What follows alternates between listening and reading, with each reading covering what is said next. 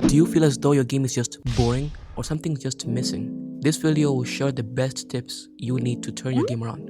So you planned out and made a game and it kind of feels dry. What do you do? Well, art is probably not the issue here. As long as your game has decent art and it's easily readable, then it's good enough. I mean, that's not the reason why some games are not fun. Games like Undertale or Geometry Dash get away with it. So the actual problem lies in two things: the prototyping phase and the game feel. So let's start with the prototyping phase. In this phase, it's important to know how to prototype correctly to make your game actually great and fun. The reason why many games feel bad is doing the prototyping phase the wrong way. To fix a bad game, the prototyping phase needs to be on point and it needs to look like this. Start with generating notes of your game either on Milanote or on a piece of paper. Then, if the idea seems sketchy or weird, try again or try getting inspiration from Game Jam game winners. After this, you execute this idea with minimum graphics like shapes or lines. After creating one level to start with, then build out the mechanics. Then this is the part where you get to see if the game's fun or not. If the game is not fun at this stage, great art will not fix it later.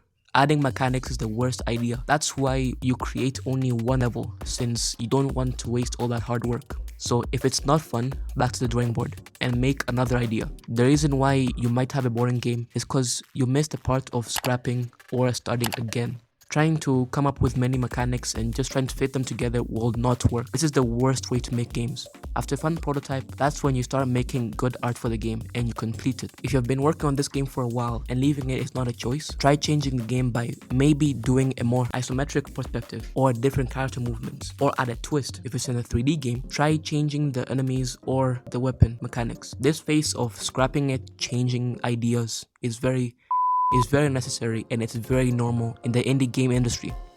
So make sure it's fun. If you have a fun prototype or you have a decent game and you just need like a bit of spice, then the game feel aspect matters. Game feel elements change a game like it's night and day. You can make a game from looking like this to looking like this. Game feel elements include things like camera shake, shaders, sound effects, vignettes, and even more. There's a great video about what makes a 2D platformer feel really good, or just search YouTube videos. Hopefully this video helped to turn a boring game to a game that can be fun and go viral. If you want to join a community of game devs, Discord is linked for more help. Click here if you want to learn more.